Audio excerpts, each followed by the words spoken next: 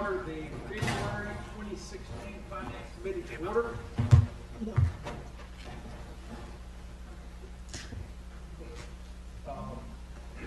We have a very full agenda today. As always, we will begin with the consent agenda. Are there any items anyone would want to pull? The chair would like to pull C1 and C6G.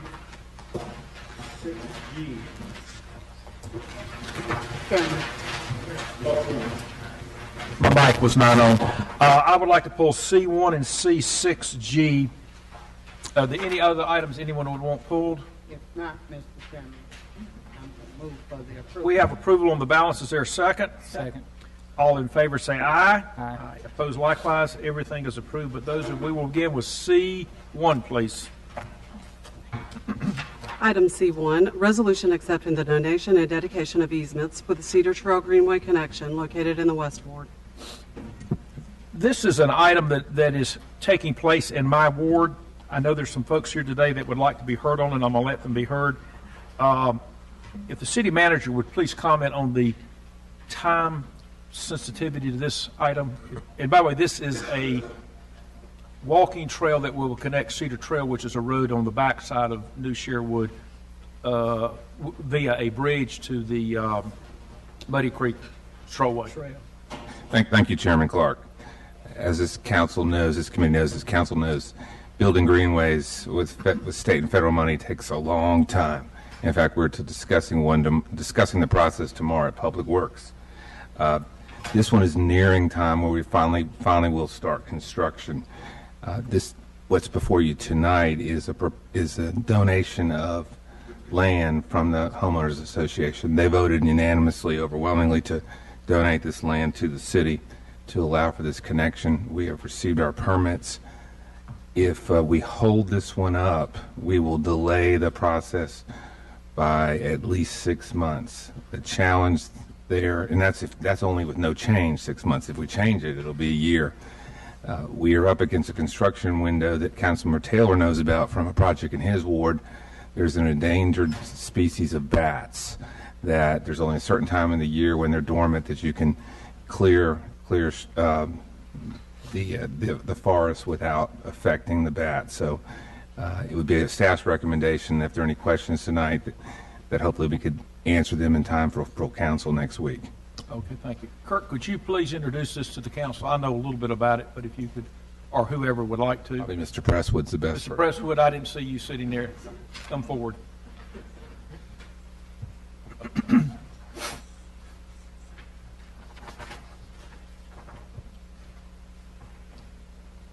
And let me introduce the folks to the issue in question. Is from the time the original path was kind of marked on the map till now it has moved, and it's moved closer to some homes than it originally was, and that is the concern. So we're going to go over that a little bit, and then the folks that have signed up to speak, you will certainly be allowed to comment at that time. Good evening, Mr. Chairman, members of the council. Good evening. The item in question is a donation for a greenway connection to the Cedar Trails development. I know this map's a little bit difficult to read up on the screen, so I handed out the individual ones for you to look at. It runs from Cedar Trails, which is on this side of the map, and then the Muddy Creek Greenway is here. You can see some areas that are delineated as wetlands, and that's part of the discussion that we need to stay out of the wetlands according to our core permit. And then I'll show you. The second drawing is a closer up of the area in question. These wetlands, and I believe you're going to hear from Mr. Irwin, one of the property owners that the greenway runs beside. So on that one, what looks like a road is actually a path. In the center here, that is the actual greenway, yes, and then the line on either side is the right-of-way line. Yeah, and the dashed line above that are the backs of the lots in question. That's correct. And then the kind of polka-dotted area below the trail is the wetlands. That's correct. And can you comment about our ability to go through or not go through the wetlands? We have to permit this through the U.S. Army Corps of Engineers. They come out and delineate the wetlands for us. Basically, their rule is if we have an alternative route that will keep us out of the wetlands, we have to take that route. If there are no other options, they will permit it, but if we have other options, we have to stay out of the wetlands. Okay. And so the land that part of this path is going on belongs to the homeowners association. The entire length runs on the homeowners association. What we're voting on tonight to send this forward is to accept an easement across that. That's correct. And then how about the actual construction? Have we let the permit or anything yet? We have not. We're waiting on approval from NCDOT. Once we have to have right-of-way certification to get that approval. Okay. Are there any questions from the council folks or the mayor before we? Okay. Thank you. There were two people that signed up, Mr. Irwin and Mr. Hubbard. Mr. Irwin, are you here? Yes. You'd like to come forward, please, sir?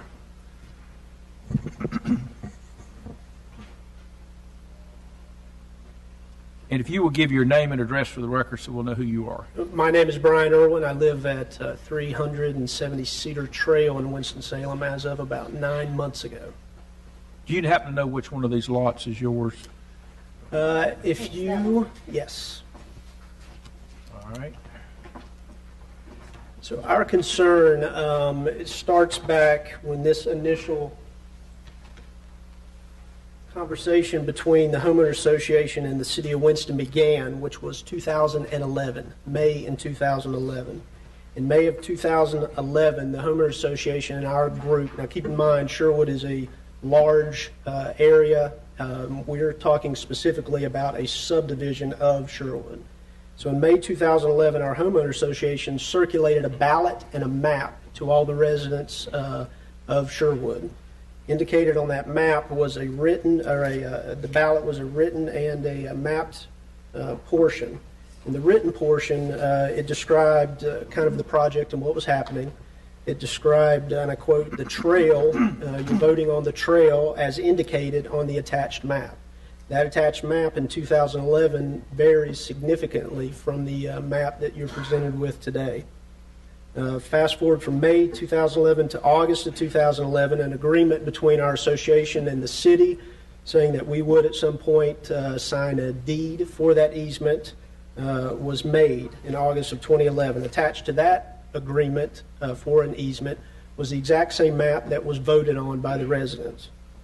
Fast forward again to sometime around August of 2012, the communication between the city of Winston and a private citizen was made, whom you will speak to in just a minute.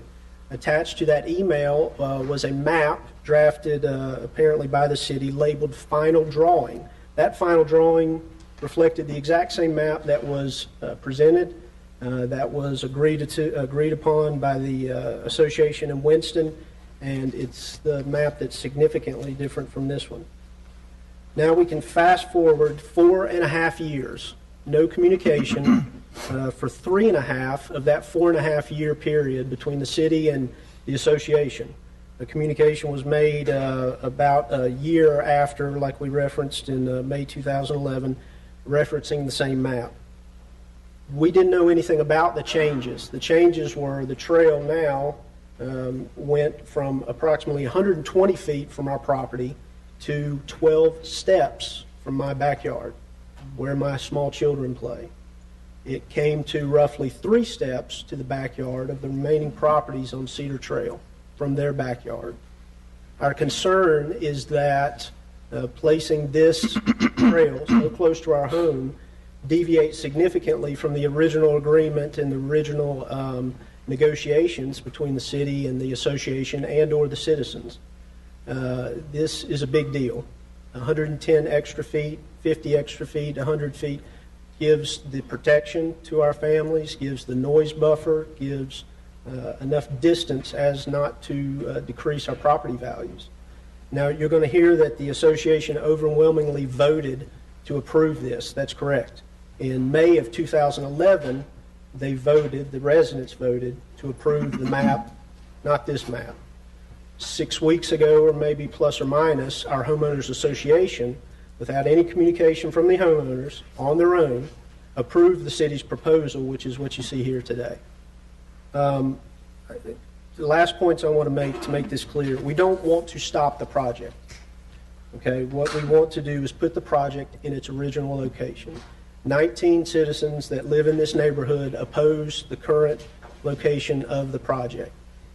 The alternative is it can be where it was originally proposed, which, by the way, is a 20-foot permanent easement that the city already has. That 20-foot permanent easement that the city has runs along the creek. It's already cleared. There will be no damage to the woods, no changes, so forth. Now, that will require a little bit more planning and some reevaluation. But that's what we're asking that occur, is potentially that you table this matter for a couple of months so some more research and alternative solutions can be given to this. Thank you. Ms. Light? Can you tell me from this map where the original footprint was? If you, Below where the lines are? yes, ma'am. If you heard Councilman Clark reference the dotted line towards the bottom portion, that's where it was. Okay. All right, thank you. Thank you, sir. Oh, Jim, comment. I was going to hear from the other gentleman, then we'll get the staff back up to answer some questions. Yes, sir, thank you. Mr. Hubbard, would you like to speak?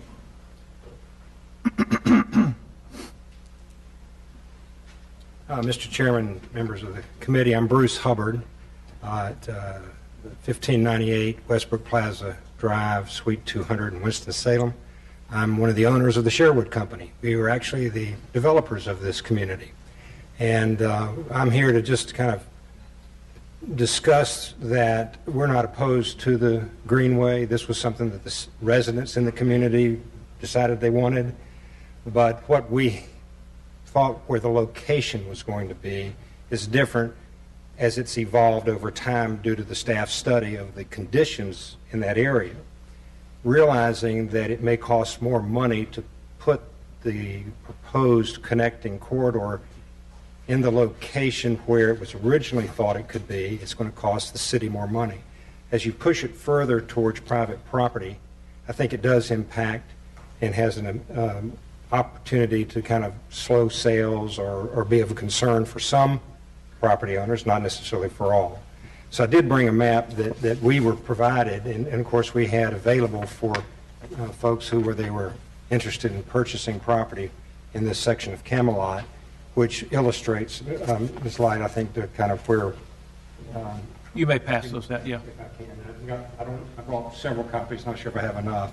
But that illustrates kind of the general location as to where it was originally thought the Bruce, can you hold 1 second? She passes those out. corridor is. Everybody. Okay.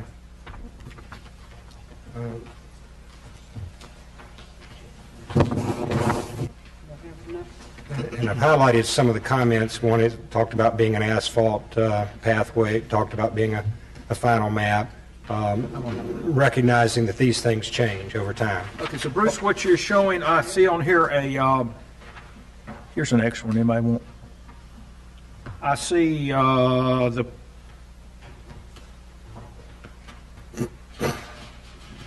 guess it's a darker purple is the original, or is that the current? That was the original. That map was published, I think, in 2012. Okay. And that was what we... I'm going to have the staff come back up and comment where it was. Right. Okay. So recognizing it changed from that location and the concerns, we own the 3 remaining vacant lots there. If it's decided that this is the only location it can be put in, we just request that the city give consideration to try to minimize the impact on the properties that we still own, as well as the residents in the Camelot community there. Okay. It's one of those things that it's going to happen. It's just a matter of, can we keep it as far away from the private properties, in the middle of the association property would be better for a homeowner. It's requested by Mr. Bryan there. Okay, thank you, sir. Thank you. Mr. Presswood, I guess, have you come back up? Can you comment, and this thing's been going on forever. Can you comment, it seemed like to me at some point we didn't think we were going to have to do an environmental impact, and we did, and that I know is delayed it a while. And then can you comment on why it is there versus the original place? Just kind of answer some of these questions. And a lot of that does come down to what Mr. Hubbard referred to as we got further into the planning process. We do have the Corps of Engineers come out there and they designate where the wetlands are. That map was created, that concept map was created before we had done that. So that was information that came to light after that map.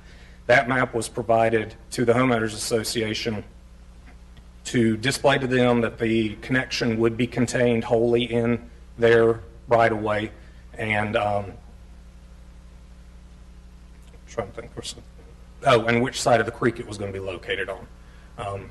That was the reason that map was created. Okay, but on the map that's shown up there, can you kind of show us where the original is? The original route would have kept going straight through here. So the original was through the wetlands. That's correct. So we cannot do that if there's another way to do it. That's correct. Okay. Could someone from the staff also comment? I have asked the city to look at maybe planting some vegetation or something as a barrier. And secondly, what is the distance from the actual path to the back of those properties? We are going to work with vegetative management to come up with a planting screening plan for that area. The area is a little wet, so we're going to need their expertise to advise us what would be the best type of planting to put in there. Okay, but just looking at that map, that trail itself is 8 feet wide? It's 10 feet wide. Okay, how far is it, not from the right-of-way, but from the actual side of the trail to the backs of those lots? Yep. Because somebody just said it was 12 feet, and that looks like a lot more than 12 feet. If you'll see, that one measurement to the corner is 36.8 feet. That's to the right-of-way line, and then it's another 15 feet to the edge of pavement. So where you got that 36.8 to from the path to the property line is 15 more feet. So that's 51 feet. That's correct. Probably the length of this room, I would guess. Something like that. Jeff, you had a question? Yeah, I had a question about the original map, and I'm assuming this is the map that was shown to prospective buyers. And so when they purchased their property, they would assume that this was going in a spot. And whose responsibility was it to locate the wetlands at that point when this was drawn? Was that the surveyor, or was that something that was a FEMA map that had changed from? It's just something that comes later in the process once we have funding for it, and we can bring in staff from the U.S. Army Corps of Engineers to designate it for us. Okay, but this is a city of Winston-Salem map that shows a wetlands on it. So my question is, who determined that the wetlands were there when this map was drawn? The Corps staff member shows where they are out in the field, flags it, and then our surveyors pick up that information, and then that's how it makes it to our construction drawings. So, and this map was done in what year? I think he's referring to this one, aren't you? Yeah, I'm sorry, I'm talking about the wetlands aren't designated on here, are they? Yeah, they're not shown on the concept map. They're only shown on the construction drawing. topo lines. Yeah, topo and the floodway is shown. We didn't actually know the floodlands until the Corps of Engineers actually came out and marked them for us. That's correct.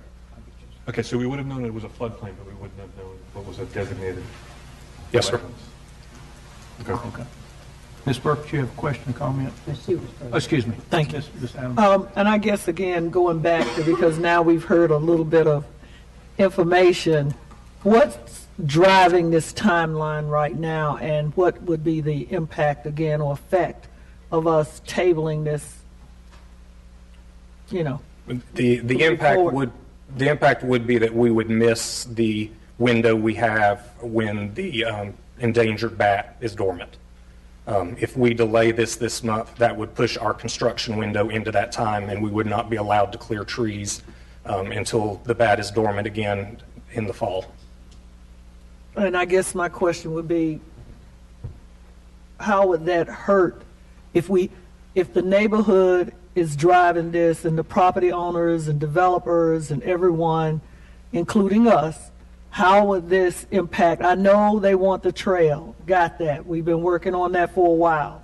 But what would 5, 6, 4, whatever months hurt for us to get it right and to get the buy-in from everyone that we need to ensure that all of the customers are happy?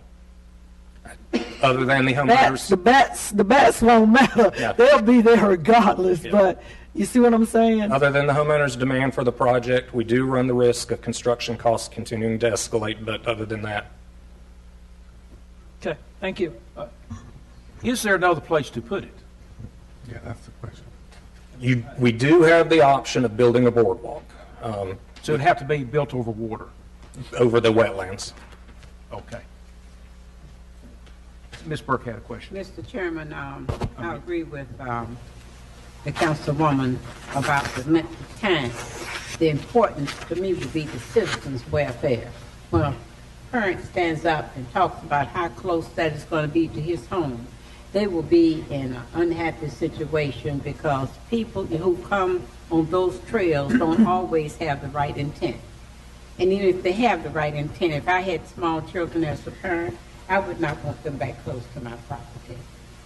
Okay. Thank you. Mr. Montgomery, or someone? Mr. Bessie? Thanks.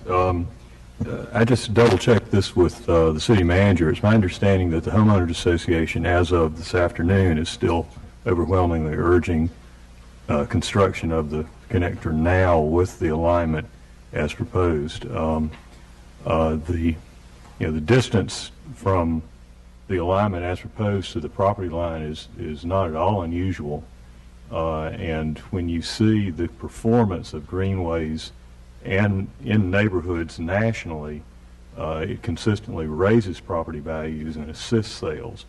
And that is frequently after one or a minority of in the neighborhood that has the trail constructed have initially expressed identical concerns to what we're hearing today. The inclusion of the buffering vegetation is a standard approach to ensure that any impacts are mitigated. I would suspect, based on similar histories elsewhere, that you will never satisfy completely everyone without going to the enormous additional expense, which I question is reasonable, of building a boardwalk completely across the wetland area. Given that, I wonder if there is anything to be gained from a year's delay in construction of the amenity that the neighborhood's been calling for years. Any other? Miss Light, and I'll get Ms. Taylor. I'm still confused. It looks like from this map, and I'm certainly not an expert, but it looks like that whether that's floodplain or whatever, it certainly has, the path was well below that what would be the wetlands. I don't see that it was going through wetlands at this point. There's no wetlands on the map. The wetlands don't, right. But the fact remains that we're talking about the topography, and the wetlands would have to be there on the upper side of the path, instead of, in this case, the lower side of the path. I think there's still some information missing. Well, and again, that map was provided basically just to show the general location and the side of the creek to the homeowners association. Any other? Ms. Taylor, you had your hand up. I don't think that this is a situation where we need to talk about buyer beware, given the circumstances. I think when the first gentleman who spoke talked about his kids playing in the backyard, and I know any given time I've got 3 kids playing in the yard, and that did resonate with me. Mr. Presswood, he mentioned that the new road, the proposed road, would come within possibly 3 feet of his porch, if I'm correct. Is there a way to add a buffer in this situation, or did I mishear? On the constructions drawings, I believe Mr. Clark had asked this question. The closest we're coming to the back corner of his property line is where this 36.8 measurement is, and that's to the right-of-way line itself. There's an additional 15 feet to the actual edge of pavement. So the edge of the pavement's 51 feet from his back corner. Of his property, not the house. Okay. All right. Thank you. Any other questions? Yes, Ms. I Burke? was going to make a comment Yeah. again. Even though it seems simple, we've heard them say nobody's against the program, the project. They just wanted to be more comfortable with it. And I cannot see if people have little children and their children in the yard playing, the parent will not be comfortable with the child or the children out there playing when people are going back and forth. The intent may be good, and nobody may never get hurt or bothered with. And as far as talking about an expense, I'm going to say this. we at times spend money on some things to make things right, don't we? And we need to do that to make it right. Does anyone in the room have any, we're talking about going and driving pilings in, is that what we're talking about, with this bridge? That's correct. The difference could be millions of dollars, A recent, not a few dollars. A recent boardwalk that was bid in City Clemens was bid for $600 a foot. Our typical greenway is costing us about $300 a foot, so it will double the cost. Okay, and this is what, 300,000 now? It's about 1.5 million. 1.5 million, currently, or We wouldn't Currently. double the whole project. so the full project would be another $1.5 million. Okay, We wouldn't have to do it the entire length, but yeah, okay. We're talking about a lot of money is what I want to be sure people, got all sorts of hands up. Mr. Montgomery. Just in terms of particularly going back around buffer, and if in fact we leave in the same location we're looking at, but being able to add some additional space between those properties, whether we do it via some type of fencing or some type of additional shrubbery, which all of that costs extremely less. I think that's a more feasible way to address, I think, some of the concerns if we're talking about individuals that are coming in this space. It'd make it much more difficult for them to access any properties from that side. And that would be something that I would be interested in. Ms.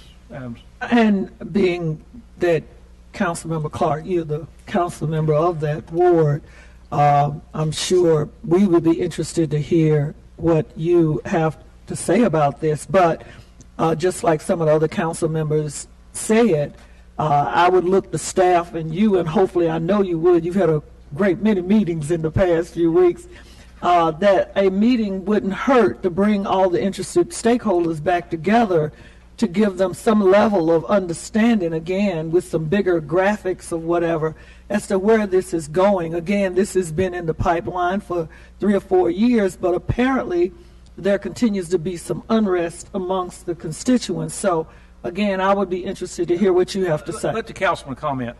First off, this has been going on forever. 4 years? Is that right? yes. And the delay today will push it out another year. And if we change the plans, we're talking about $1.5 million more dollars. I have only had one person who's here today, and he's a nice gentleman, who's objected to it. In his front yard is a sidewalk that people walk up and down to. There's sidewalks everywhere. There's a sidewalk in front of my house. I think, we're just not even sure that the Corps of Engineers would approve above it. We've got to go back and start all over. This land is all on land that the Homeowners Association owns. The neighborhood has overwhelmingly endorsed this. This will be a great addition. This will connect all of New Sherwood to the Muddy Creek Path. I have offered and will continue to work with the homeowners to put buffering behind their houses. We're not talking about 3 feet. We're talking about 51 feet to the corner of the lot, and I'm going to say there's another 70, 80 feet to the house. I don't know, however deep the lot is. But I think to spend $1.5 million more dollars, and this could be delayed a year or two, and I am concerned if it is not done today, it will never be done because the dollar amount is just getting unheard of. And I'm not sure even I would support a $3 million bike path to a creek. So the council member recommends we send it forward. We can send it forward that recommendation if you like. Move approval. Second. We have a move in a second. All right. All in favor say aye. Aye. Opposed likewise. It is forwarded. Mr. Yeah. Chairman, also in sending it forward, I believe that the city, I feel that we should really, even though it's one citizen, we should be sitting and working with him to see what we can actually do. Because if you have made an investment this time and day and he hasn't been in the home that long, he says that's also his investment. Okay. Yes, ma'am. But we will continue to work with the developer and the homeowner and other homeowners as far as putting buffering in. One challenge we have on the buffering, this is below the house. It's below grade. Matter of fact, there's a grade in here. It's about 30 feet. So to put a bush beside the path really doesn't help. We really need to go up the hill and put the bushes. So we got to deal with all that. But we will continue to work with that. Thank you. We will now go to C6G. This is also mine, if you read that, please. Item C6G, resolution awarding contract for sidewalk construction along Bryans Place Road. to Armin Construction Incorporated in the amount of $151,274, estimated amount. Let me just mention, this sidewalk will connect to the bottom of the hill where this path goes through the woods. So they're It's getting to be expensive. they're connected. Yes, to my $1 million pathway. The reason I pull this is the first time in recent memory that we have not awarded something to the low bidder. I just want to look to the city attorney, be sure she's comfortable with this. We are disqualifying the low bidder because they have got some issues with the city. Is that correct? That is correct. Issues with the city as well as some judgments on the list. And we looked at the lowest bidder and the second lowest bidder, and I am comfortable with the recommendation. Okay, Mr. Montgomery. Who are the proprietors of these companies? Do we have that information? For Premier Design, I have to go back and look up Armin Construction Inc. I can look it up and provide it. And those individuals are? Mr. Witherspoon, I think, with respect to Premier, I have to look up Armin Construction again. All right, can we, Yes, sir. Go ahead. G, I'm at the wrong item. C6G. C6G. Give me 1 second. Keep going. And I may mention while we're waiting, there was an item continued from the last council meeting, another sidewalk on Yorkshire, also in the West Ward, that was continued for the same reason. We had issues with the, while he's looking, Ms. Adams, you have a comment? Yes, just for the public, city attorney, Carmen, let it be clear that we have an ordinance or policy or procedure that allows this to be done, what we're doing, that the contractor's non-compliance, that it is somewhere within our... It is certainly within your authority, and it's based upon state law, which basically requires you to award the contract to the lowest responsive bidder, and because of the financial situation of the bidder, which you can take into consideration under the statute, it is being recommended that you not award it to the lowest bidder, but the second lowest bidder. Okay, now, consistent with state law. Thank you. Mr. Montgomery, you're back. Yes. So particularly on this item, we will not be going with the lowest bidder on here because of those particular items located. Personally, I have looking at the companies and the companies that are listed here, yeah. I would like to know in terms of from a minority standpoint, which other companies we're looking at, because I know Premier Design is the proprietor is a minority, and so looking at our contracts and how we're actually been bidding and how many contracts are actually being awarded that way, if we're disqualifying this one in this manner, I would be concerned in terms of how we're actually doing on some of our other pieces. And if not, the challenges that this contractor has, have we done this exact thing with others the same way? Have we treated them all the same way? Have we allowed for contractors in this manner to rectify their issues and then be able to receive the contracts? And so I would like to understand that. I'll start. Yeah, go ahead, Ms. Carmen. Then let Mr. Bates jump in. Because of the issue regarding outstanding funds owed to the city as well as judgments, my office did in fact look at the second lowest bidder on this particular contract as well as the first lowest bidder and the second lowest bidder with respect to the other contracts in this package. So we've treated everybody the same, and where there were no issues with the lowest responsible bidder, the recommendation is to go with the lowest responsible bidder. Where there were issues, then the recommendation, and they were disqualified based upon those issues, then the recommendation is to go with the second lowest responsible bidder.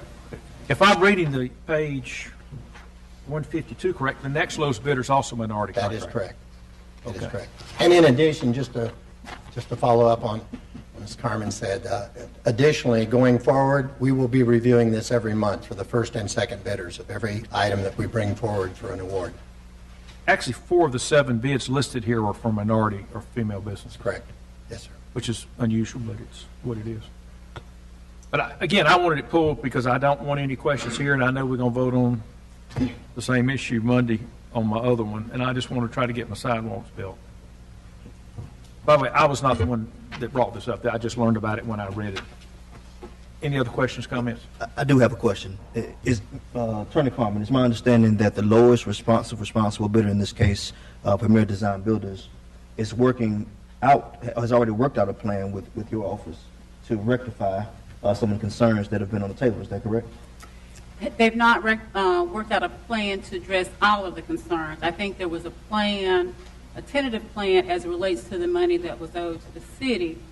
But as I mentioned to staff, part of the problem is that if you agree to allow those funds owed to the city to come out of the funds that we would pay to the contractor for the project, if the contractor doesn't complete the project and then we have to call in someone else to finish the project, that means we have less funds to pay the other contractor to finish the project.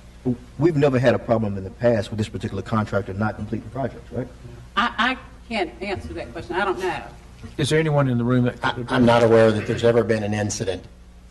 Okay. Right. So There was concern here because of the, I hadn't finished. And then the other problem is there are federal tax liens.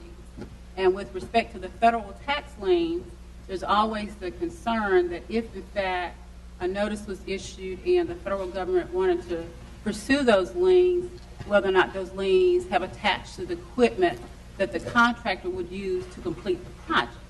And then also in terms of the funds that we would owe the contractor for doing the work, is there also a lien that the government would have on those funds as a part of that project because of the outstanding federal tax liens?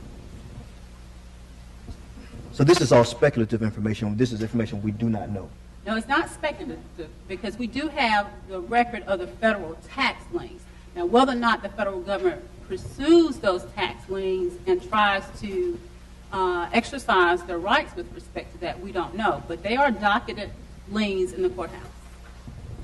Mr. Montgomery and then Ms. Adams. I will, if changing this, I won't go with this, and I won't support it when it comes to council as well, if it stays the way that it is in reference to disqualifying the contract in this manner. When we look at this, my concern is several layers of concern that I will have additional conversation with staff with in reference to it.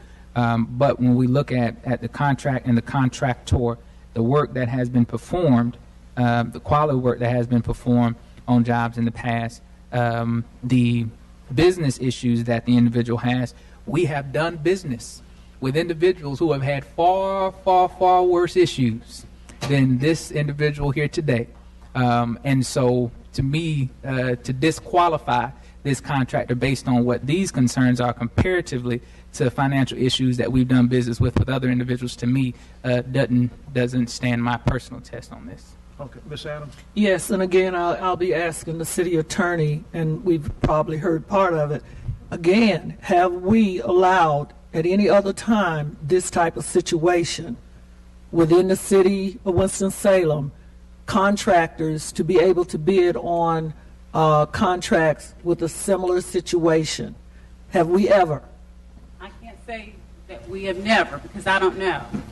To my knowledge, we've not had a situation where you had a contractor who owes the city money, plus has federal tax lien of the significant nature that we have here. I'm not aware of a situation where we've awarded a contract to a contractor with those types of issues as far as financial issues.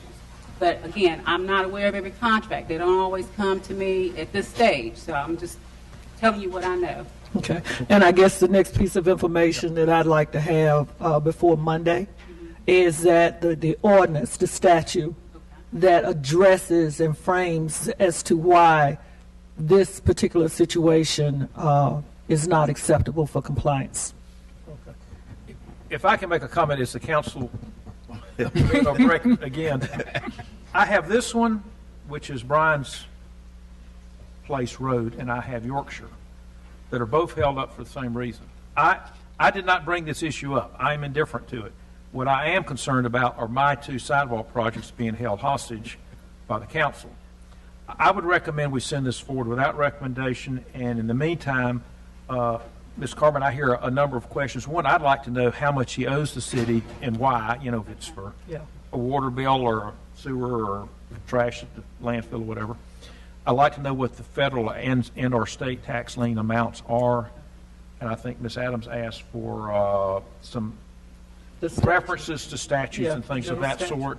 And Mr. Montgomery asked much earlier who the owners of some of these other businesses, maybe the top, maybe we got the Premier, maybe the Armand Construction, that's the next one, maybe some information about them as well.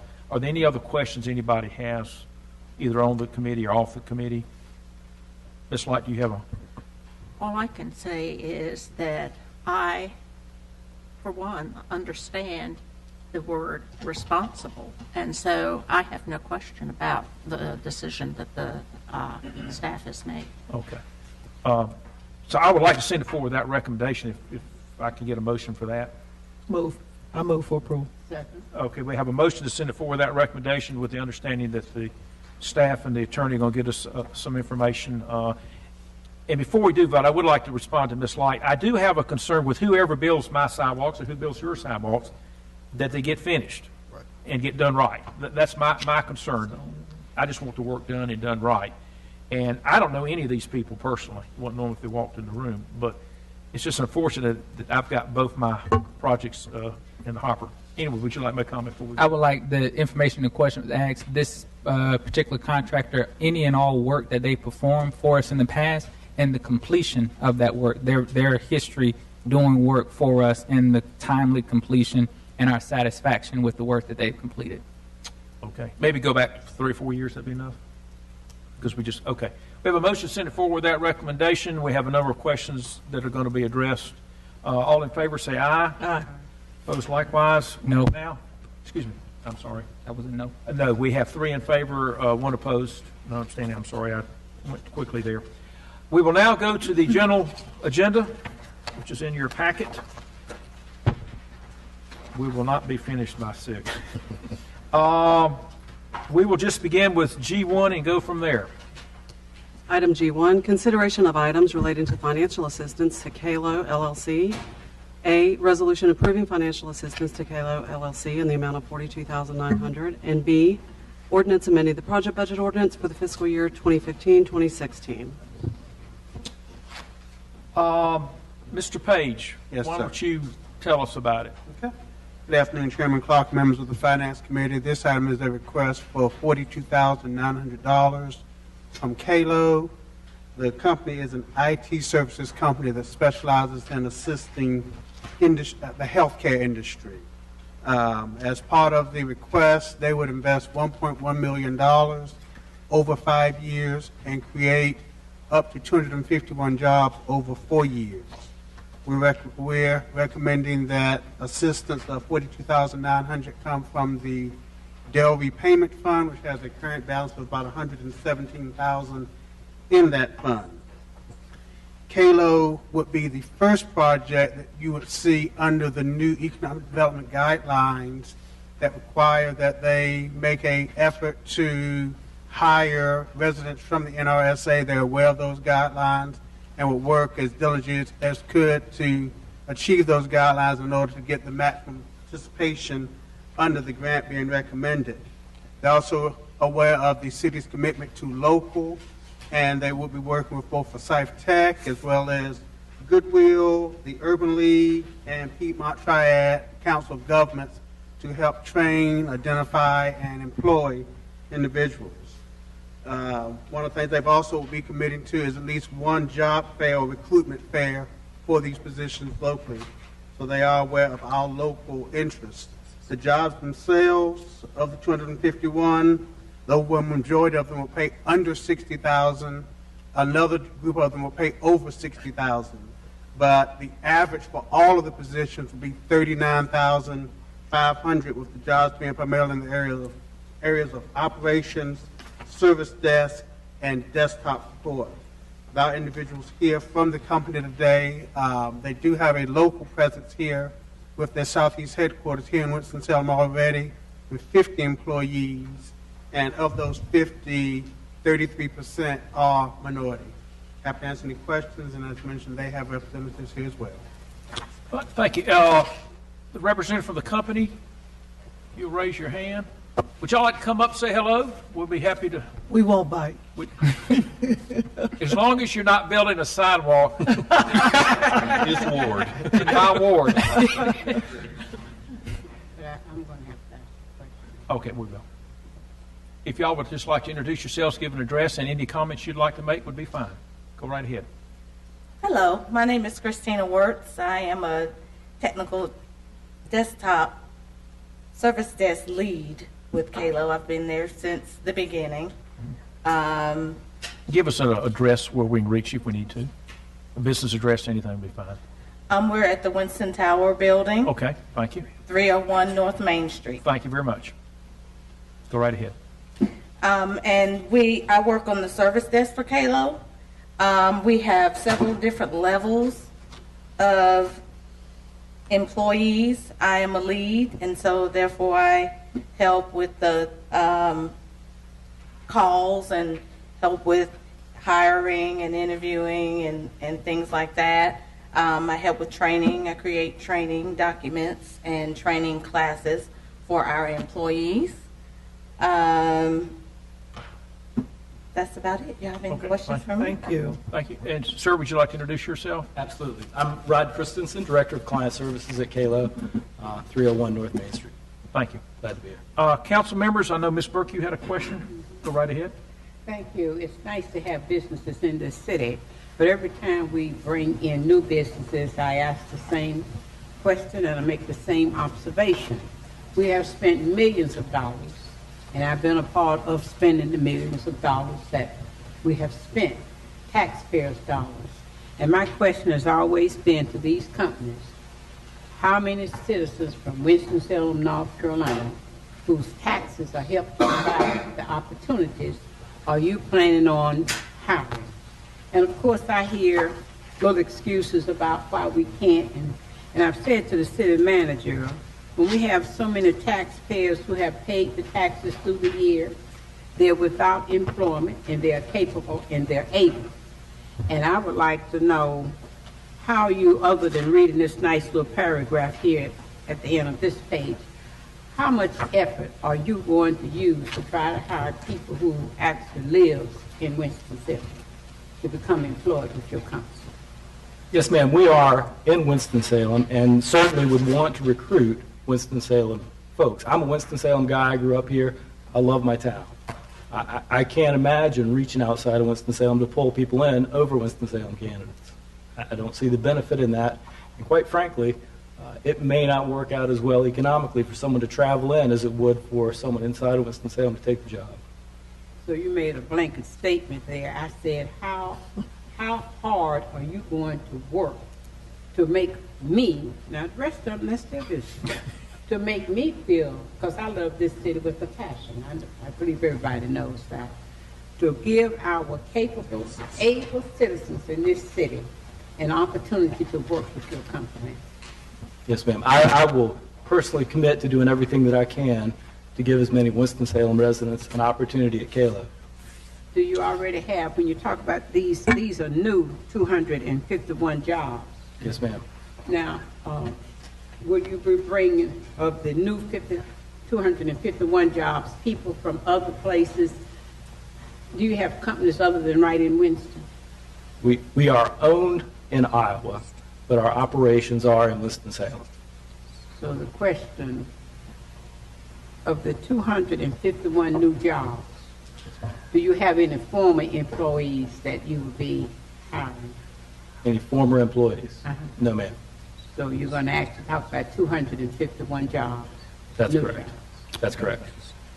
Mr. Mayor, you had a question? Well, just a comment, just one. I wanted to thank you for your potential investment in our community, bringing 251 jobs to our community that fit very well with the city's strategic direction in terms of healthcare industry. And it's a real bargain for the citizens. We're going to get 251 jobs at $42,000. It's roughed out to about $169 a job. So that's a pretty good investment for the citizens of Winston-Salem. And again, thank you for, I know you're looking at some other locations, and we certainly hope that you'll make the right decision to bring the jobs here to Winston-Salem. Mr. Montgomery? The mayor said everything I was going to say, except for just to add to that. As a council member reps this area, I had the pleasure of meeting with both of you all and take a tour of the space and to have some dialogue and some frank dialogue around hiring and the interest of how you all currently and in the future engage with community. I was happy to hear, particularly when we look at the salaries that will be paid, I was happy to hear the opportunity for individuals to grow and develop within the organization, that an individual really does have a ladder of opportunity within the organization that could potentially help change in terms of their economic status of what they're making and earning. And I don't know if you'll share, you don't have to share the name, but the story that you shared with me with one of the employees that came in and how they kind of progressed, I think it would be great for the council to hear that opportunity in terms of how individuals have the opportunity to really come in, get trained, learn the work, and then move to a next place. Absolutely. I'll try and go a little faster than I did with you. So we did hire a gentleman that joined us from the Army. He spent time in Iraq. He came back and took care of his grandmother for 13 months. That was his background coming into an IT services job. He really didn't have all of the qualifications we were looking for, but he did have a heart for service. So we gave the gentleman an opportunity, and he has grown and grown and grown. In fact, he's one of my favorite folks on the desk. I love to listen to him because he does have such a heart for people, and he's learned all along. And in fact, he's sort of next in the queue to grow. We're preparing him to go down a new training path that will enable him to do even more within KALO or without. And that was to me in terms of important, in terms of one, when we look at the background and the skill set of individuals when they come into the organization, and how internally the opportunity for training and growth development happens within the organization. And I think for our community, that speaks greatly for the diversity of opportunity for employees that the organization can have, and the amount of dollars that we're looking to invest locally on top of what the state and others are looking to do. I think this is a great opportunity for our community to see this growth. So I look forward and hopefully to see that happening in our community. Thank you. Ms. Burke? Yes, this is not for you all. This is for the city manager. We have been given incentives. We've been bringing companies into this city. Mayor's been out there recruiting. Others say they have been recruiting. Through, I say, for the past number of years we've been doing this. I would like to have, before Monday, I would like to have how many of our tax dollars have we spent on these incentives, and also how many companies we have spent them with, and how many actually citizens we can say actually the taxpayers who's been paying the taxes that we can say are actually been employed with these companies. I think that will give us a nice little view of what we actually about. Okay. Thank you. Thank you, Ms. Burke. Ms. Adams? Chairman Clark, I move for approval. Second. We have a motion and a second. All in favor say aye. Aye. Opposed And I'll likewise. be abstaining on One Monday. we have 3 in favor, none opposed, and 1 abstaining. Mr. McIntosh, after I call the vote, you raise your hand. Go right ahead. Actually, I'd raised it before, but can you give us just a little idea? IT services is a big swath. Can you tell us a little bit more precisely what you guys do? Absolutely. We focus kind of on the commodities. So we do help desk, service desk, and then some data center services, all focused on healthcare. Those are things that the healthcare customer doesn't necessarily need to focus on. They need to focus on care and electronic medical records and those larger pieces. So we like to take care of that blocking and tackling work. So we've got a large installed base of healthcare services in Forsyth County, Winston-Salem, but you'll be servicing clients outside of this area as well. Naturally. Right. Yes, sir. And then the other question more is for staff, and just a quick review of how this money comes back to us. We're going to put out $49,200. How do we get our money back over time? Councilman McIntosh, this money is a grant that's provided to them. The way we'll be doing this grant is with each increment of jobs. So let's say after the first 100 jobs, we'll provide the first half of the payment. So after the first 12 months, they'll get their first half of the payment for the first 100 jobs. Then the second 12 months, they get a second half of the payment for the second half of the jobs. We'll do that over a 5 to 6 year period. Because of the new property taxes that are generated both from the $1.1 million that they're investing in the community, as well as the new taxes that are generated from sales by their employees, by their payroll, we have new sales tax and property tax coming into the community. Those sales and property tax are greater than the projected incentives, so we will net more than we will pay out to the company over that 5 to 6 year period. So the $1 million that's going to be spent upfitting the office spaces will increase the property value, which will increase our property tax on that property. And the employees who work for this company will purchase things in our community that will generate more sales tax that we'll participate in collecting. Correct. Right. Thank you. Mr. Bessie, you wanted to make a comment. Just a 30-second comment. Scrooge is happy with the numbers here. It's projected to be less than 2 years payback from net new property and sales taxes. Thank you. 30-second comment, Mr. Chairman. Or less. Go ahead. I've lost control. You're far too kind. To the gentleman and the lady that was here giving a presentation from Kalo, all I want to say is we talked a little bit about Forsyth Tech, and it's good that we're connecting with them. But one of the things that we're focused on also in the city is both attracting and retaining our young professionals. So I just ask also that we not only connect with Forsyth Tech, but Wake Forest, Winston-Salem State, and if there's any opportunity for the School of the Arts, it's important that we do that as well. So hopefully you consider that. I didn't get an opportunity to vote today, but I will be voting on Monday, and that will be heavily considered. Thank you. Thank you. G2, please. And Salem College. Yes. Couldn't forget Salem College. Thank you. Item G2, budget forecast for fiscal year 2016-2017. If everybody get out, there's a handout at your place. And by the way, we're all aware that there are 5 TV cameras in the room and a lot of folks, but it's here about the police and fire pay. But we need to know this first because this is going to give us indication of the financial health of the city.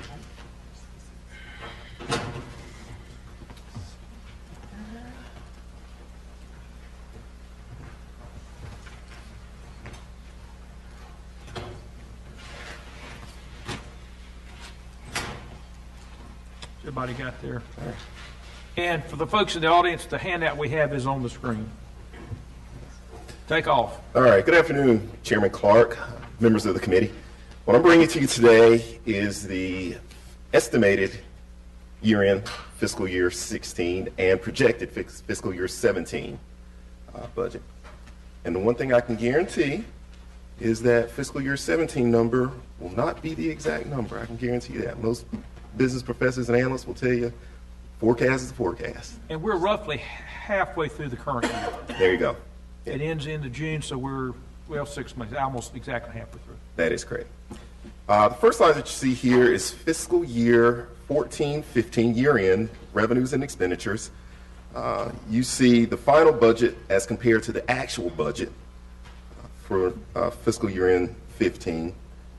You actually see where we actually expended less than what the final budget was and actually brought in more revenues.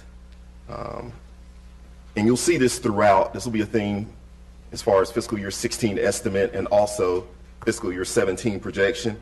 A lot of this is due to sales tax and actually some new legislation that we've seen, and also just natural growth that we've seen.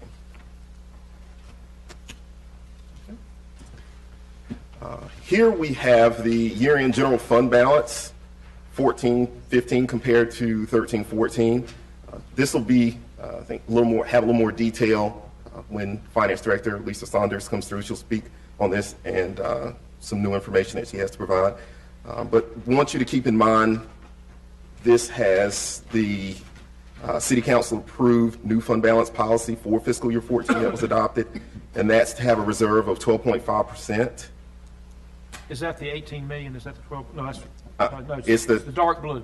Exactly, the 22.8 for fiscal year 15 and 22.5 for fiscal year 2014. Okay. All right. Moving forward, we have our general fund estimate. This again is our year-end estimate. What you see here is we had an adopted budget as far as on the expenditure side. We had planned on 182.4. We are actually projecting expenditures to come in just a little under at 182.2. Revenue piece, again, we're actually estimating this current fiscal year to exceed it. You see 184.3 versus 179.5. And again, that's due to the revenue difference, natural growth, sales tax, utility franchise tax, things of that nature, and also a little more in construction permit fees, just the natural growth as well. Okay. So what you're saying, with 6 months left, it looks like we're going to have a little bit extra. That is correct. And is it fair to say that the biggest surprise we're having is in the sales tax area? Absolutely. I'm looking at Ms. Saunders. You nodding. Okay. Please continue. All right. Moving forward, we have our projected fiscal year 17. As you see here with this slide, we have revenues exceeding expenditures by approximately $2.6 million, and that is including a $2.3 million fund balance. $300,000 of that is for the convention center. It's programmed in. And again, this assumes a 1.7% growth in the current property tax levy. It also has a sales tax growth. We project a 3.5% growth in sales tax.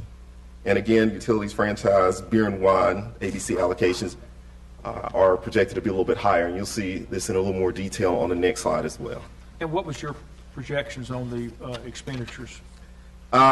Expenditures, we had again 186.9, and as far as details, some of the drivers there are new facilities that are scheduled to open fiscal year 17.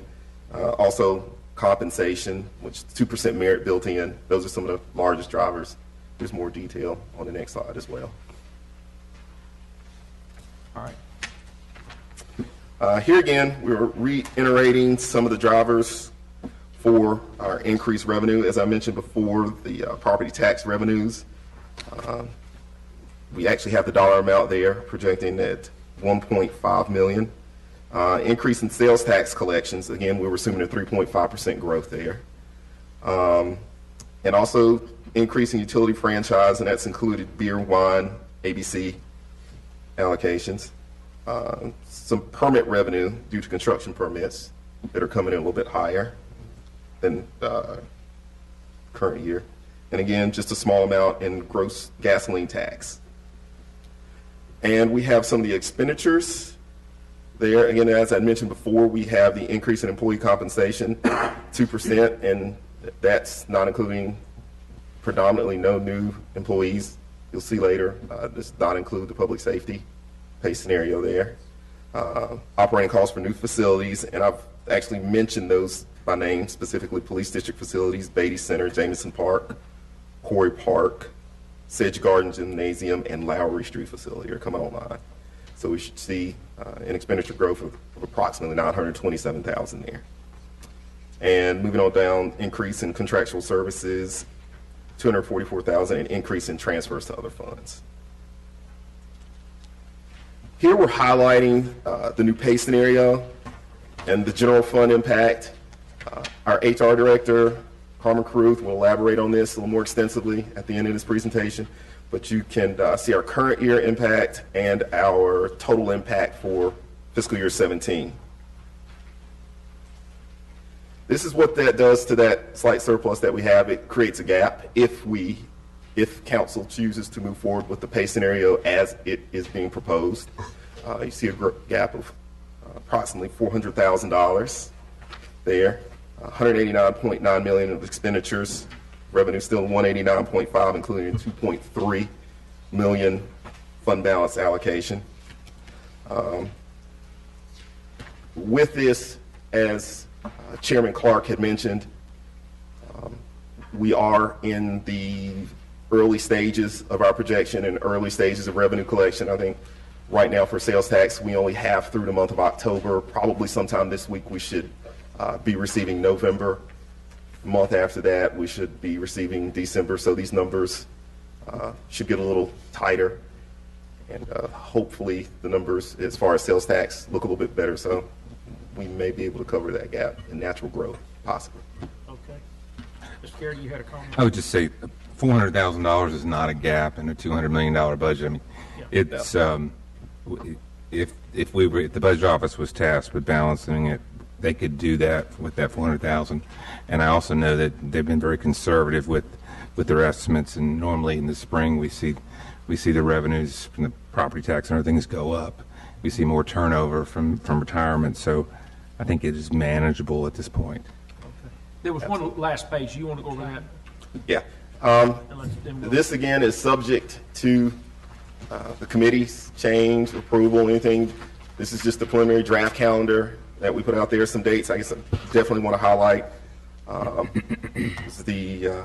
It's first off, down at the very bottom, the June 20th adoption date and public hearing. I'll work from bottom up. And you can see the committee meetings, June 14th, June 13th. Monday, June 13th, a Finance Committee meeting and workshop. Consideration of recommended budget on that date. Then the June 9th, Finance Committee public hearing, and also June 7th, the Finance Committee workshop. Again, this is subject to committee approval, and I think City Manager will take in any suggestions or any changes. So you will give us another update in March, and then in May, end of May, we'll have the official budget from the city managers, his recommendation. That is and then correct. that gives us the month of June to kind of deal with it. Well, and I had a little preview of this prior. What we are seeing is a positive surprise, particularly in our sales tax. And the reason it is a surprise is there's been a lot of changes in the sales tax. They've actually lowered the rate a little bit, but expanded what it covers.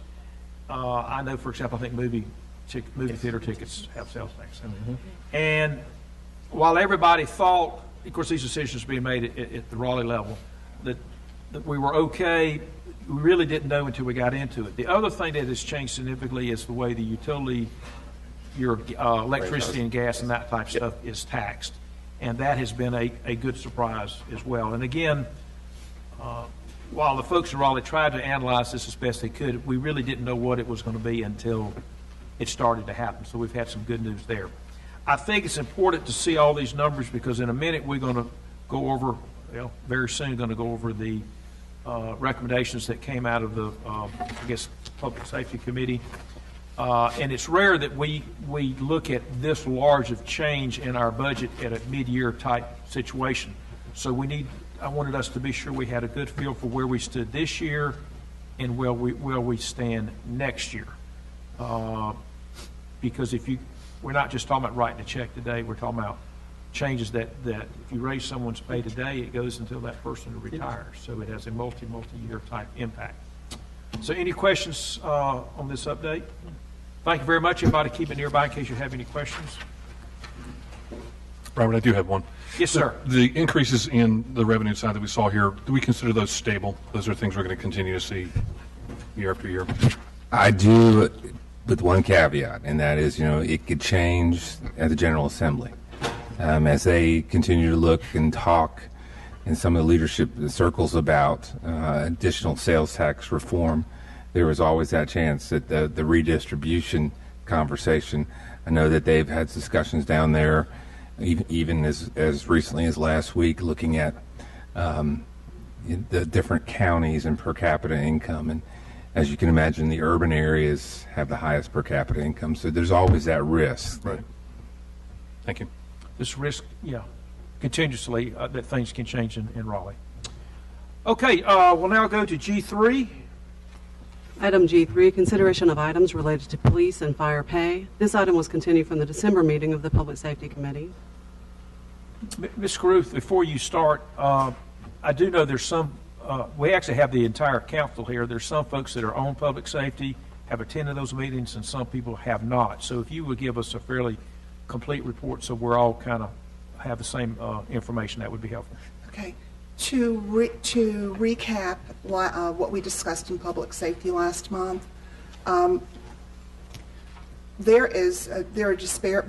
we've surveyed both Triad cities and North Carolina cities with populations of greater than 100,000. So they're cities that are comparable to us in terms of their both certified fire and sworn police salaries. What we found in that survey is that as it relates to hiring salaries, our public safety hiring salaries are about 10% below those within other Triad cities. As it relates to average actual salaries, we found that for fire, our average actual salaries lag about 4% compared with other Triad cities, and about 7% behind other North Carolina cities. As it relates to police, to sworn police, those salaries lag about 6% behind Triad cities and about 33% behind North Carolina cities. So 33%? 33%. That's average actual. Yes, ma'am. And that's taking the whole, from the newest recruit average, yes. Yes. And so the resolution that you have before you addresses those disparities.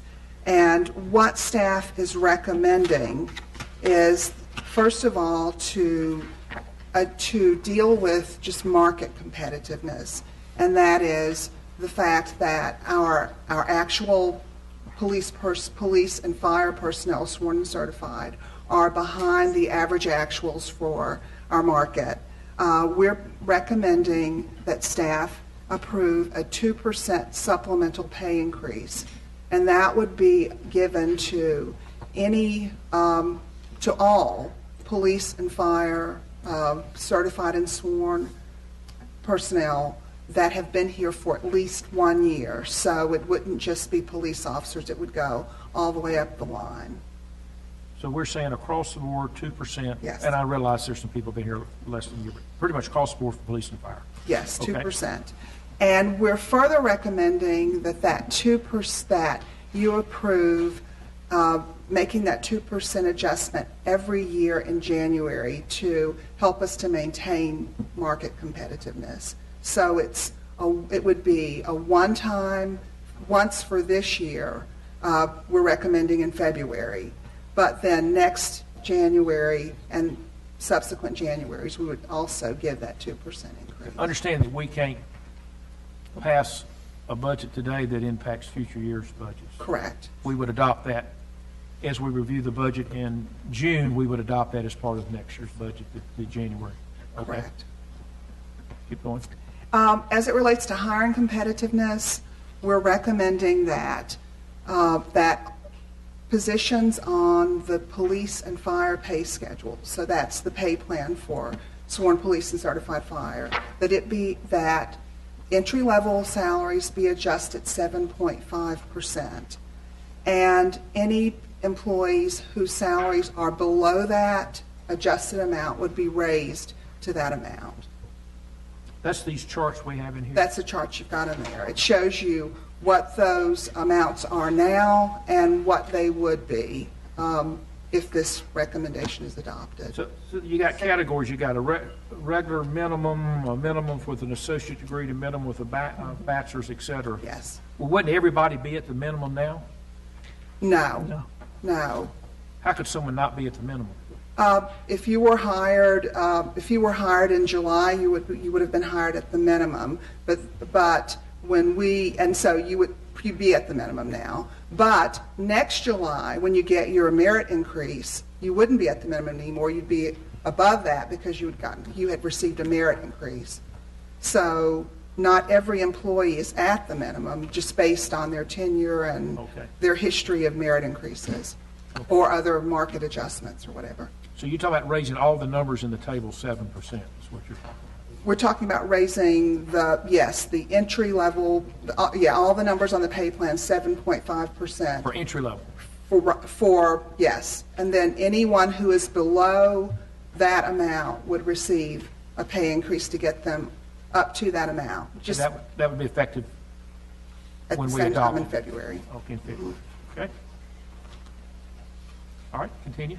If you adopt that, what we would see is on hiring pay, we would be within 3% of other triad cities on hiring for both sworn police and certified fire.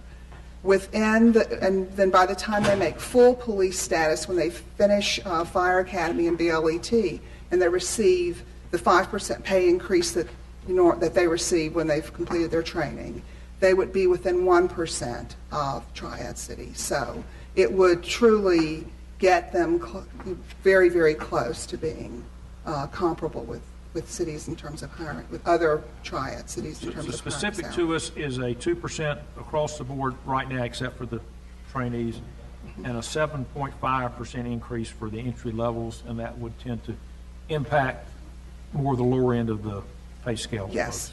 Okay. Yes. All right. In addition to that, we have a few positions that are not on the police and fire pay plan, and those positions are deputy fire marshal, assistant fire chief, assistant police chief, and then the 2 chief positions. We're recommending that we move all of the positions that are not, the three of those positions onto the police and fire pay schedule. The only positions that would not be on there would be the chief and both chiefs, those management positions. But with the exception of those 2 folks, all the other positions would be somewhere on this Yes. thing. All of them would be on those schedules. One last question from me. I'm worried about compression. Can you comment on compression? We got compression now. We will continue to have compression. I mean, it's just, we've got it now. There's no way to avoid it. So compression will still exist. Yeah. However, it will be less compression by just giving the 2% to folks based on tenure. If they've been here longer, it will minimize the effect of compression. If we gave it to everyone, and then also adjusted. Yeah, if I make more money than you and we both get 2%, the actual dollar difference between our pay grows. Correct. Yeah, okay. Questions, comments? I know some of y'all on public safety have heard this many times. Any questions, issues? Okay. Wait a minute. Ms. Montgomery, do you have a question, comment? Well, you're not finished yet? No. Oh, I'm sorry. I thought you finished. Yeah. Go right ahead. I went. Those are the recommendations that are included in your resolution. When we met at Public Safety last month, you had a number of questions, and we've included the answers to those questions in your packet. In addition to that, you had some questions about the general pay plan, and we have done some salary surveys of the general pay plan, and we found disparities there too. The third page of your council action actually addresses those. We're looking at what we found in our survey was that in the general pay plan, there are about 68% of those positions were below the surveyed cities on hiring salaries, and about 74% on average actual salary. So we do have, as you had asked, we do have disparities in the other ranks. So we don't have a recommendation today to deal with that, but we will be bringing something back to you during the budget process to address or to begin to address some of those disparities as well, and to raise the minimum hourly rate. You've been talking about that for some, and we raised it 2 years ago to $10.10 an hour 2 years ago. We will be bringing another recommendation back to raise that during the budget process. I do know that you have given us other information in the past about, and these are non-law enforcement fire type positions where sometimes we were way off in market. And I'm thinking of, I think it's either a heavy equipment operator or a light equipment, I don't remember. Are we continuing to look at those areas where we have high turnover and what we need to do there? Yes, we Just are. in general? We are. All right. Mr. Taylor, you had your hand up? Have you finished your presentation? I have. All right, good, yeah. Can't cut you off. Thank you, Mr. Chairman. I just wanted to make a really brief comment about this. As was previously mentioned, this item did come from Public Safety. We appreciate the Finance Committee considering this item. I've gotten a couple of questions, and I wanted to talk about them very briefly just to kind of get it out in the air. I talked about a little bit about this in December, but question number one is kind of what have we done to date? You know, I'd say that we've realized that this has been a problem for some time. We've taken steps to address this problem primarily in 2013. Up until the present, we've either done a market pay adjustment or a merit pay adjustment. Oftentimes, we've done both since 2013. And then the last question I've gotten is, why are we doing this now? There are a lot of people who don't know that I've been informed that we are losing a significant amount of police and firefighters every single month. And I think that, you know, we have a responsibility to, number one, attract the brightest and best police and firefighters. But the term public safety denotes that we're responsible for the public safety. And if we're losing the brightest and best, we're not being responsible when it comes to safety. So that answers why are we doing this now, and also what have we done to date. Again, thanks to the Finance Committee for considering this item. I will be supporting it on Monday. This is certainly a necessity, and I appreciate your consideration going forward. Thank you. Mr. Montgomery, did you have your hand up? Yes, sir. Couple comments, questions, concerns.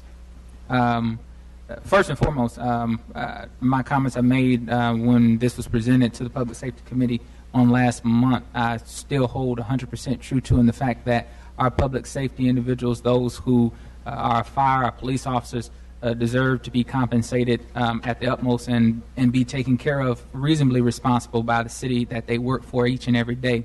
To that end, and even just last week, I was beneficiary yet again of both police and fire. I was out of town, and they responded to my property, and I felt very, very good that they were able to take care of whatever issue that was persistent there. So I say personally thank you to them for what they do. But there are some questions that I do have about what we have presented here. Some in terms of whether or not the adequacy of what we look at, and some information I've received from others in the sense of in our comparison to other cities in looking at what they do in particular to health insurance and the percentage in terms of health insurance and health insurance costs that's paid for, and how does that offset with the percentage increase that we've done over the course of the years in terms of we've also increased costs of health care. So with the increase in pay, some of that is negligible because of the fact that you really don't see that because health care costs has gone up. And what do we anticipate that to happen moving forward to see if we're really benefiting the officers, firefighters, and rest of the city employees with whatever increase we make on that side. The other piece is what within cities information was presented that some cities that we looked at, that they also do some type of investing in the 401k and retirement plans for individuals. And I would like to know kind of particularly some of those cities that we've compared ourselves to, if those are some of the things, again, some of the reasons why they're leaving not just the base salary pieces, but the outside components that we're not addressing with this in terms of the additional pieces such as retirement and others that are being worked on with that. The biggest issue that I have with the act we're doing, and I plan to move forward with what we have, but the issue that I have is where we are in the process of actually making the decision.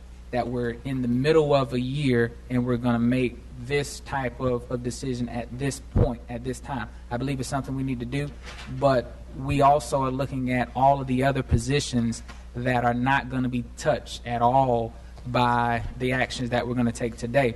And we have a list in front of us that goes down from positions that are all the way from 10% up to 55% out of market that run the gamut across the entire city government. And so by doing this, the question I have is in terms of what does that say to all the other city employees, whether they be in sanitation, they be in the call centers, they be in other positions that may be out of whack, that you all have to wait until the budget in June and July to get anything that you get, but we're going to make this decision now at this point. I think it's something we should do, but I'm asking what, from a council standpoint, what message does that send to the rest of the city employees if we make this decision now to move forward with all of these components just for fire and police? Again, something I support, but we're saying to the rest of the staff, you all wait until this point, but we're going to take care of them now. And that's a challenge, I think, that we do have to ask ourselves, and what type of morale issues does that propose for the rest of city government? Not taking anything away from police and fire. You all deserve exactly what we're looking at. But I think even if you look in your own households, those of you all who are married or have children, if you give the one child an increase in their earnings, and the other child's going to look at you and say, well, I do the same thing. I'm doing good in my job and my role. Where is my increase as well? So you have to wait. And, well, why do I have to wait if we're doing it now for these individuals? And that's a real question. I don't know if anybody else is going to ask it, but I'm going to ask it because we're going to hear that, and we have heard that from emails and questions from other city employees about what we're doing and what type of morale question that does for other city staff. Ms. Adams? Thank you, Chair. I respect what Councilmember Montgomery is saying, but again, the thing that we have to look at is if you ask the person right now what is the most important thing to them, and they're going to tell you safety, just as the gentleman talked about the safety of his family. I think public safety comes to the top of the list. We're in a precarious situation right now. whereas we're moved to action because of the ramifications that are happening within our ranks. As I said at the policeman's promotion ceremony Friday, we have to attract the best of the best, but we also have to retain the best of the best, and that means the investment that we've already put in to those that work for the City of Winston-Salem's public safety. That is not to say, as Councilmember Montgomery said, that we are not going to look at our other employees. We've been saying this all along. The Human Resources Director would tell you that, and the City Manager. We are looking at everybody. But right now, we have got to, for lack of a better saying, put our thumb in the dike and stop the flood, the leak. And that is, we're seeing people leaving all of the ranks. But right now, public safety is something that we have to have within the City of Winston-Salem. I like where we're going with this. Whoever would have thought a year or two ago we would even be at this point? I commend staff for working diligently to help us get there, because they understand how important this is to the council and how important this is to the City of Winston-Salem. So again, for those employees that think that we are leaving you out there, we are not. It's just that right now we need to do this. And as the Human Resources Manager knows, and the CFO of Finances knows, and the City Manager, we will be moving forward in the next month to figure out how we also move forward on our other employees. Again, I like to see the comparison of incentives. I still believe that is one of those areas we need to look at, because that's what other corporations do, whether it's in the realm of housing, insurance, some other type, something that we can compare other cities to, and also bring it to our employees across the board. I will be supporting this. Ms. Burke? Yes, thank you. I will be supporting it also. When I went to visit the officer in the hospital who had gotten shot, and I looked at that young man, I knew he was not from here, and how many of his people, immediate family, would be there. So I said to the City Manager, make arrangements, because I will be going to see this officer. And when I went into the hospital, his wife was there. But I looked at another officer making sure, and I'm sure Chief Roundtree had been over there a little bit earlier the same day. And I said to him, I looked in his eyes, and there was a fright, a fear, a tension. And I said, I don't know what faith you're in, because I did not want to say anything that would upset him. And he said, well, I'm Baptist. I said, well, I pray and hope that God will take care of you, and to know that we care. The mayor and members of this council, we care about you and your family. And I said to the young wife, I said, we're here for you. Then I got on the phone later on and told the City Manager, when we have officers, and not only officers, but people in fire, emergency management, they're at the front. They are taking care of all of us. And I do believe from the bottom of my heart that if the employees in this city understand where we're trying to go with our pay plan, all employees are important. But this issue now is too important for us to start comparing and saying, what about this one and what about that one? And I would hope, Mr. City Manager, as this plan, and I pray it's going to pass, that when Monday, after it passes, that the employees' morale will be just as high, because we're also going to give them attention. It's not like we're closing the door on. We will. And I want to commend the staff and to say to the chiefs of the fire and police and to the staff, every day that you go out, your life is at risk. I keep telling the people, they're human like us. They're trained to take care of a city. We need to stay in place and in order and respect them. And I think this is deserving. I truly do. Thank you. Ms. Light. Oh, before you start, my time is up, but I think in about another 10 minutes we'll be finished. That's okay. All right, Ms. Light, go ahead. Just a quick question for the city manager, I suppose, or perhaps Carmen. I see on page 41 how we're going to pay for this. It's amazing to me. It's as little as it seems here, but the fact remains this is out of the general fund reserves, and if we're going to keep raiding the general fund reserve this time and then in June and again and even more so when we look at a plan for all city employees, we're going to have to raise property taxes I mean, this is just a third of a cent, but eventually we're going to have to pay the piper. So can you comment on that? If you recall from the presentation Mr. Minor made right before this, those numbers match up. The $708,120 is the 5 months, because it's only 5 months in the fiscal year left, costs for the additional changes in the police and fire plan. But we can afford that because revenues this year are so much higher than we projected, and those are ongoing revenues year after year. But there is enough increased revenues this year as well as next year to cover that and the additional 2%. But you are right. If we're going to address a lot of the other market issues that are out there for all of our employees, at some point we will be looking at the tax rate. Mr. McIntosh. A couple things here. I want to echo a few points made by fellow council members. Councilmember Montgomery talked about things other than just the pay scale in compensating our fire and police.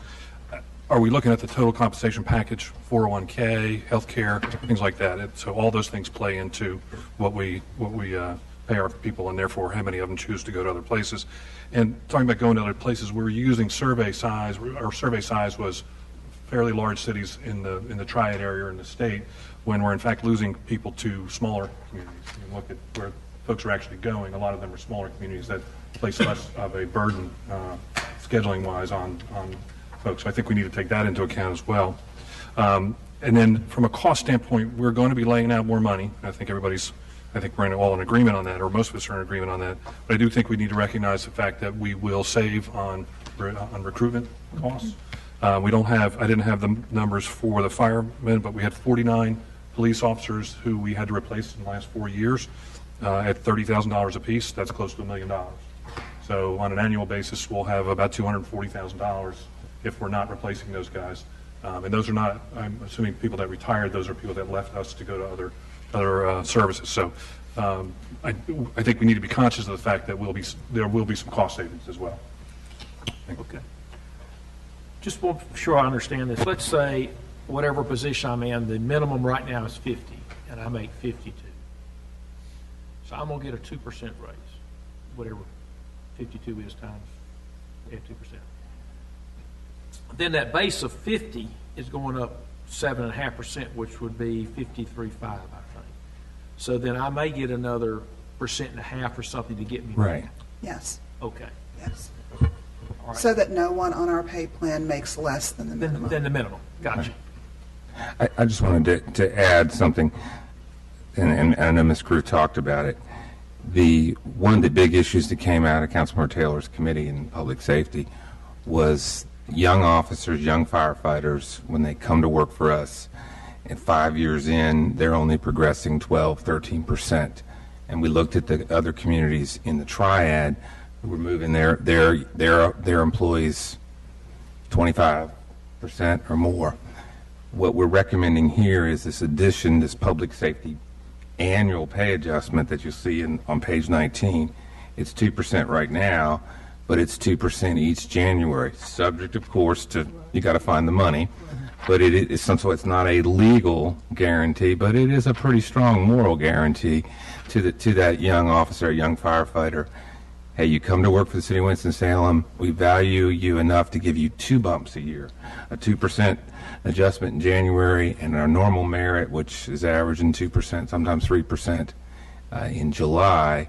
that will move those young employees 28% in 5 years. A much bigger change, which I really think will help us hold on to those young, really good employees that we don't want to lose. Okay, Mr. Bessie. Yeah, I'm very pleased to have it demonstrated that we have a consensus for immediate action on this matter.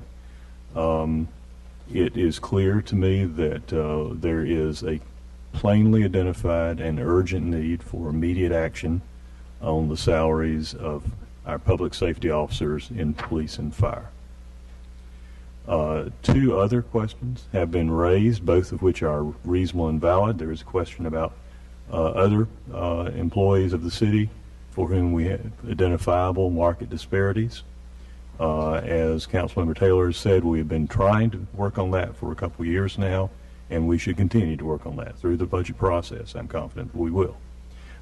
Secondly, as Councilmember McIntosh has raised, there are other considerations, and these have been raised to me as well, about other forms of compensation in which we are arguably not as competitive as we need to be. And we should look at those, and we should begin to look at those between now and our regular budgeting process in June, or that concludes in June. But it's urgent, and I think we're all in consensus that we're going to act immediately on this question, because this is one of those matters in which we cannot afford to let the perfect be the enemy of the good. So I am pleased to hear clearly the committee is going to move forward today, and I have confidence that the council will move forward next Monday night. Can I get a motion on the table? Second. And let me be sure everybody understands what we're doing for this budget year, and that's really all we can impact tonight, is immediate 2% pay raise for everyone except the trainees, I believe it is. And the second one is to move up by 7.5% the minimum numbers that are on the chart. So everybody understands that. And I will take exception. One thing the city manager said, I am voting on that tonight, and I certainly will support it. But I am no way obligating myself on what I'm going to vote for 3 years from now. Who knows? We have to take each budget year as they come. So while there may be perceived more obligation, just want to let you know, that's all I'm voting on tonight. And we'll deal with 16-17 in June. And then in June of 2016, we deal with 16-17. We budget yearly, and we always try to do the best we can, but I cannot sit here tonight and predict what the future will hold, but I do know what we can do now. Yes, ma'am. We have a motion to second. Yes. And comment is that we already, I think Councilmember Clark, we all understand that. We didn't see the economic recession coming when it did, and we had to readjust and work within what we had to work with to save the house, which is our city and the organization and our employees. We will have to do whatever we have to do to always keep us whole. So I think the citizens, the public safety, and everybody is aware of that our intentions are good. As Councilmember Bessie said, it's good. And we will work to our best ability to work forward with that. But again, if things happen outside of our control, I don't think our citizens will hold us accountable to vote on something that's just not there, that's not realistic. But for right now, I can appreciate where we're going with this. And I just feel, like I said, I feel real good about the council and itself and the consensus that we all circled the wagon so fast to see that we had to satisfy this need. And I'm just proud of my peers, the staff, and the citizens of Winston-Salem right now. Before we vote, Mr. Montgomery, do you have one more comment? Yes, one more comment. One, I want to be very, very clear, and this is to the council, to the public, and especially to the media, in how you write. I am not dissenting, and as I said before, I'm not opposed, and I will be supporting this tonight. What I want us to be very, very clear on is that as we can say it or not say it, the reason we're here tonight at this moment is because police and fire in their own ways have come together to articulate very, very clearly to this council the issue that they have with the pay and the gaps that exist there. Very, very clear on that, and I think we all agree on that. But that does not negate the fact of the other portions. And so I'm not in any way lowering the concern on police and fire, but just raising the concern for the rest of the employees that we have, because of the fact they are not organized the way that police and fire are. And so oftentimes it is the one who comes and speaks the loudest who sometimes gets heard as clearly. And so I want to just say to police and fire, if you can help other folk come together to articulate the way that they need to articulate, maybe that's what they need, that so that they can be one voice. But I just want to make sure that all of our staff have a voice that is coming to be heard by this council. And that's just the clear piece that I want people to understand. All in favor, say aye. Aye. Opposed likewise. Ms. Saunders, I'm going to put off G4 till next month. Also, will you please comment next month? We did get our official audit. I know we passed it out, but just put that on the agenda. Folks, we're going to stand adjourned unless there's anything else. And public safety will start in 5 minutes. Thank you.